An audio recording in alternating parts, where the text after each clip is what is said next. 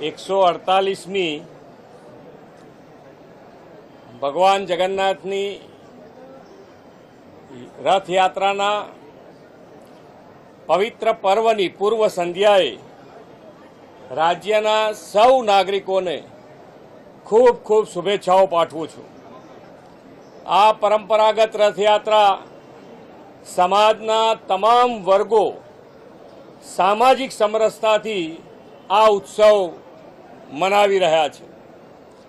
આ ઉત્સવ દરેક જણ ખૂબ સારી રીતે આ આનંદ ભગવાન જ્યારે પોતે દર્શન આપવા આવતા હોય એ દર્શનનો લાવો લેવા માટે દરેક જણ દરેક વ્યક્તિ ખૂબ સારી રીતે દર્શન કરી શકે એ માટે સરકાર અને પોલીસ તંત્રએ ટેકનોલોજીનો ઉપયોગ કરીને ખૂબ સારી વ્યવસ્થા કરી છે।